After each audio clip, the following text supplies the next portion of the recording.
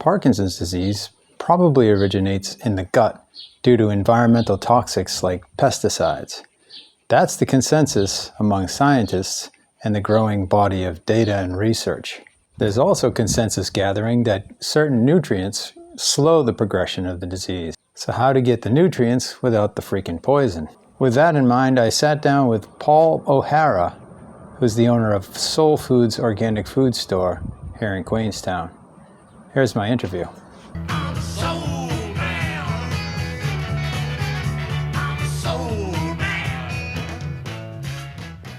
Okay, Paul. Morning, Brian. So I thought we'd start out with just a bit of background on yourself and how Soul Food came to be. Okay. Well, I got involved with Soul Food at its very beginning back in 1999 in Wanaka. And it was a very, very tiny organic shop. It was a very small town then as well.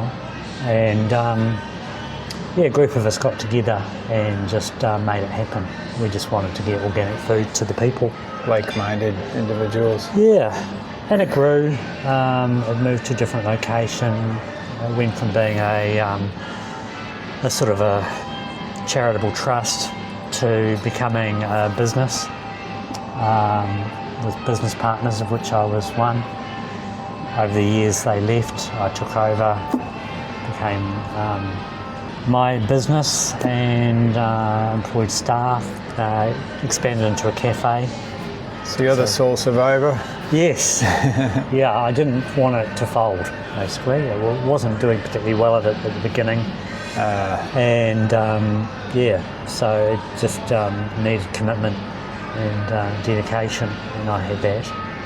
So it expanded, and then people in Queenstown were coming over and asking if I would set up a similar store in Queenstown.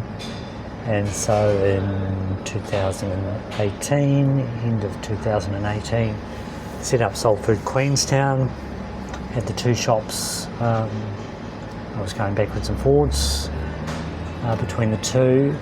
Got into a bit of financial trouble around that time, and just basically taken on a bit much. And so I closed the Wanaka shop a couple of years later, 2021. Moved over to Queenstown and put my focus on keeping the shop afloat. And the first year or so it was a bit of a struggle, but then it took off. The community embraced it and really wanted it. There had been a couple of organic stores, more than a couple over the years here in Queenstown, that hadn't lasted more than a couple of years. And so Queenstowners had seen organic stores come and go, and they didn't want this one to go, so they supported it.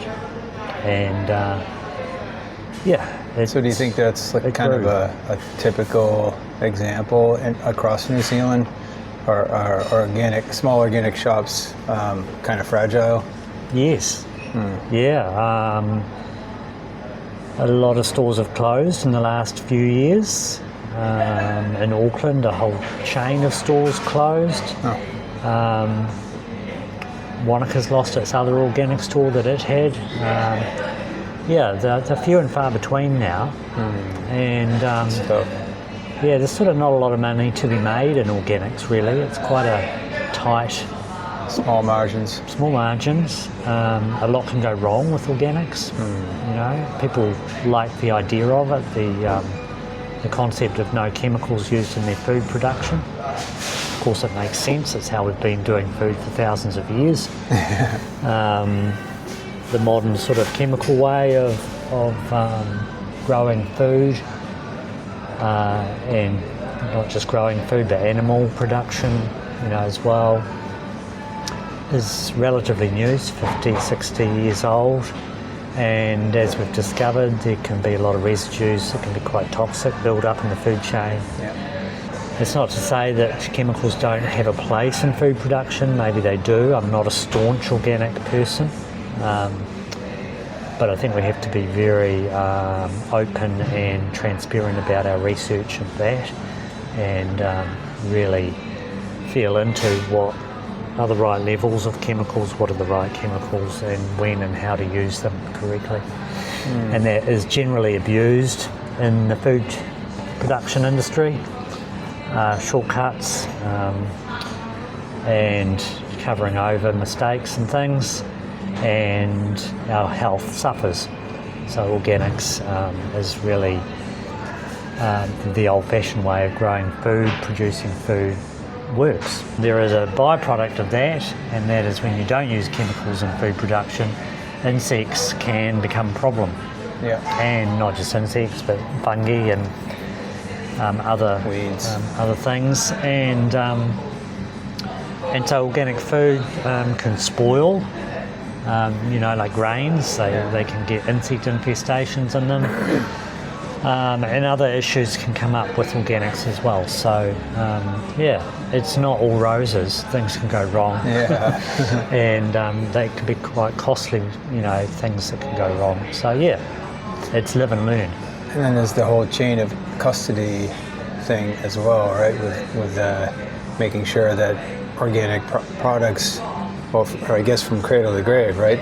So that the seeds are organic, that the crops are not grown too close to conventional. Yep, you can get cross-contamination, and the whole issue with GE or GMOs sort of highlights that, with our current sort of push in the government here in New Zealand to loosen up the rules on genetic engineering. Yeah, that's happening as we speak, isn't it? Yes, and it's quite alarming actually, because New Zealand, we're sort of under the impression that we're relatively green, clean green country, which we're not.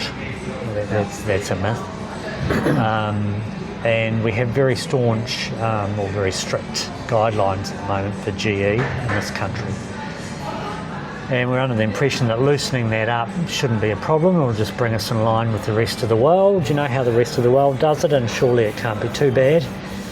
But what they're actually proposing in New Zealand is to become incredibly liberal in our GE policies, so that it could be quite dangerous what they're proposing. It would open up our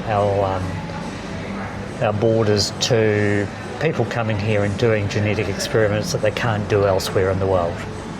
We would be a playground for GE, and that would basically decimate the organic industry here. Yeah. So New Zealand has to choose at this point which direction we go in. Do we want organics at all, or do we simply want to be a playground for genetic engineering? So if you had a crystal ball, which way do you think it'll go?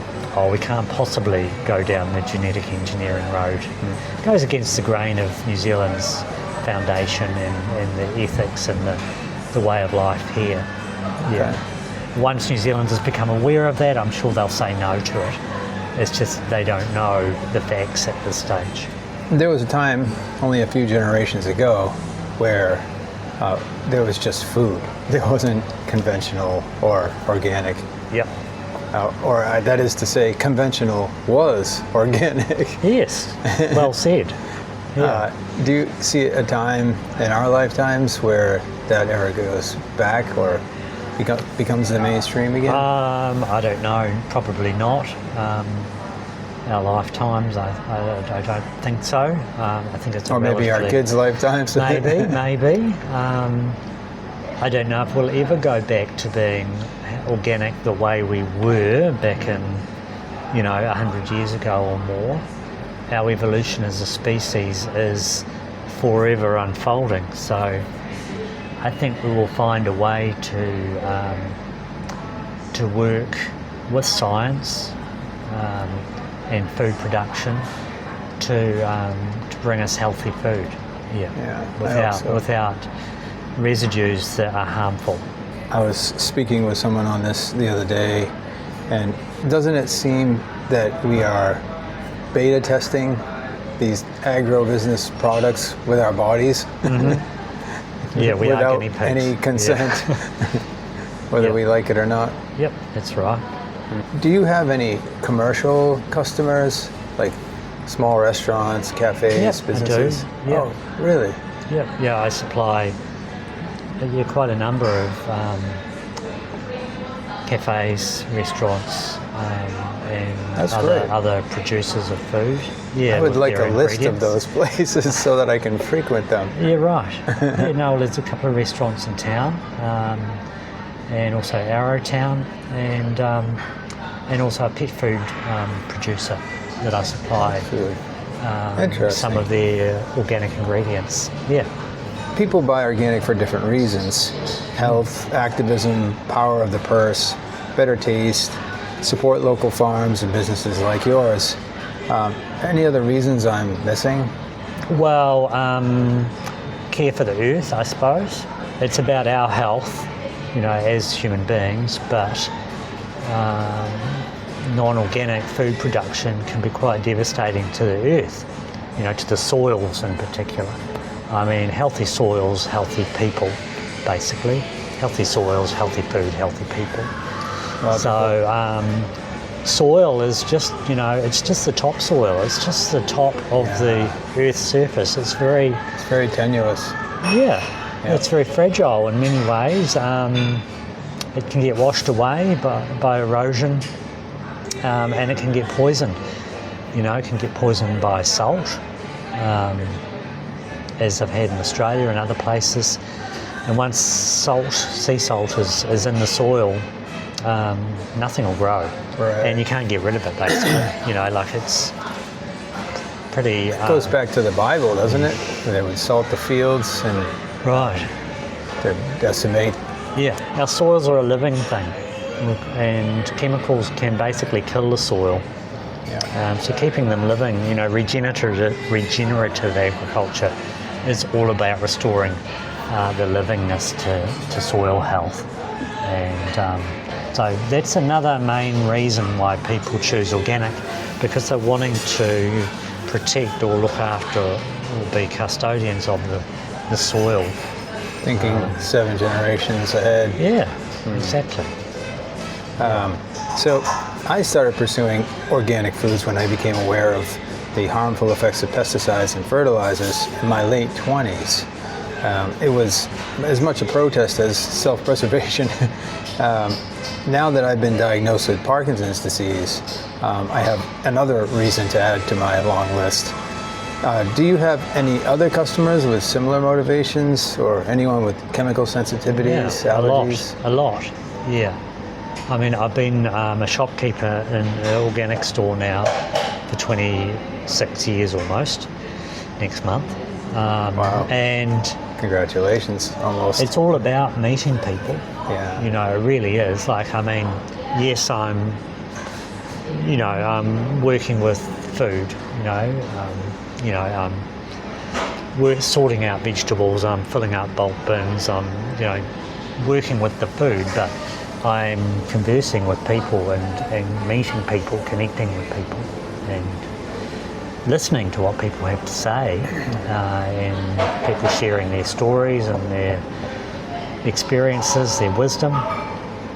And a lot of people have found organics through various ways, and one of them is through their health and through health issues, through getting some sort of health condition, whether it be an allergy of some sort, cancer of some sort, or some other illness or disease, that various practitioners, health practitioners, advise them to look at their diet, and to cut certain foods out, to look at perhaps avoiding chemicals or certain chemicals.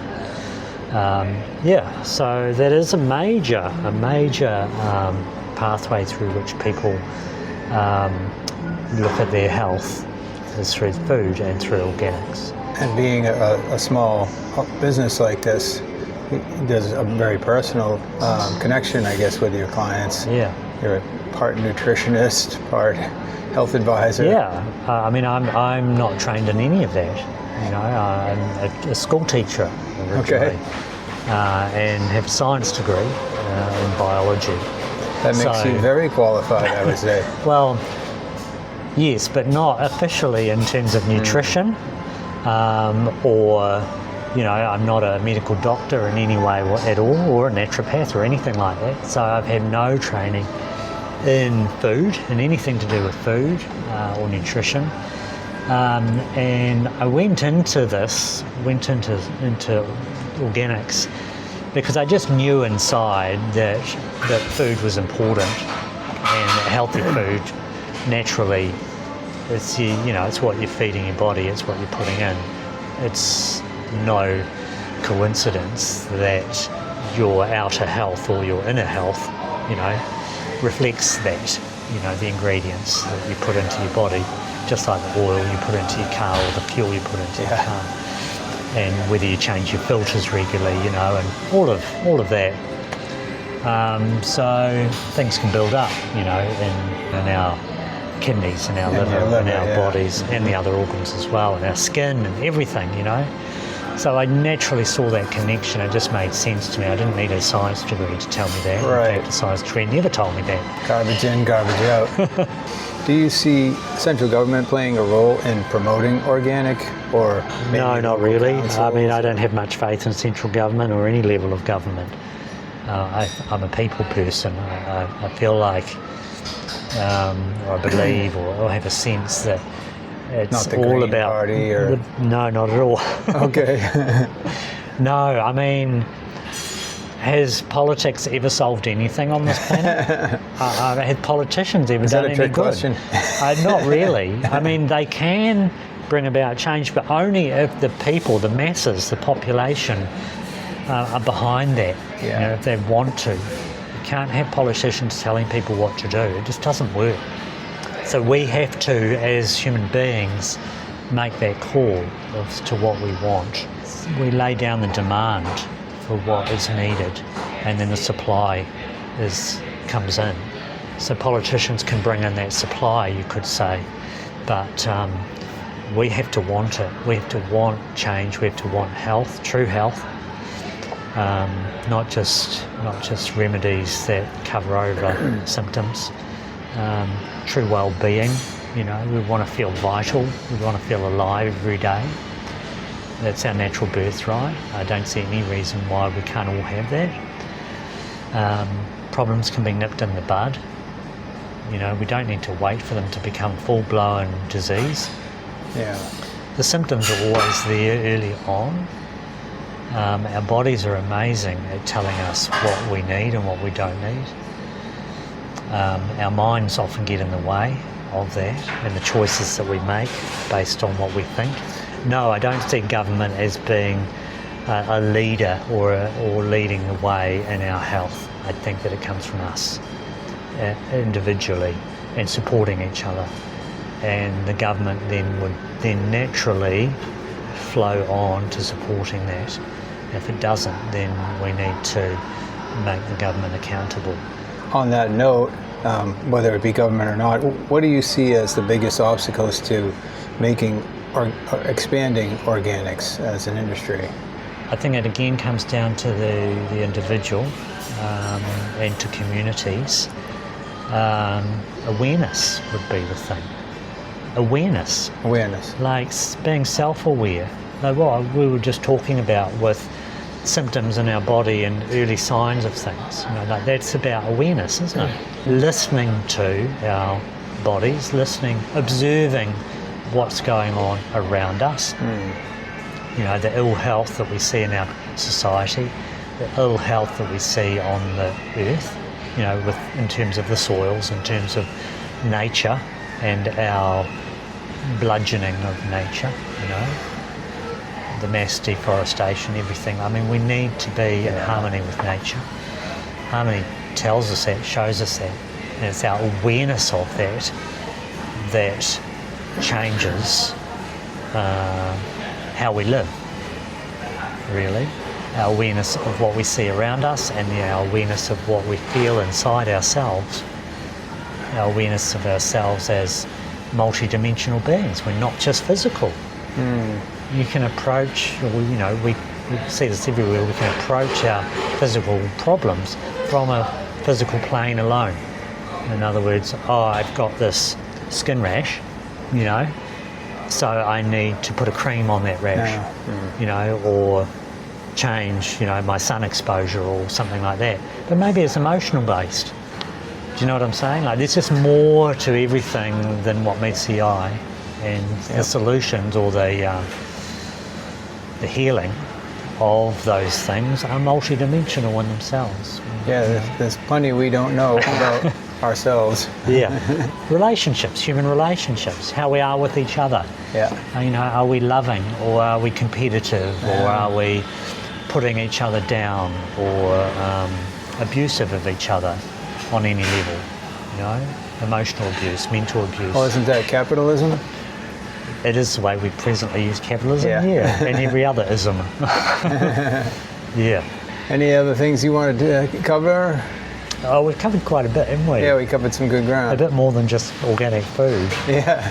I see organics and organic food as being a part of the puzzle or a part of the solution, you could say, or a part of the unfolding of our evolution as a species, in our relationship with the planet and with the universe. Yeah, so Awesome. thank you, you, Brian. Paul. Yeah, Appreciate it. Great chatting with you.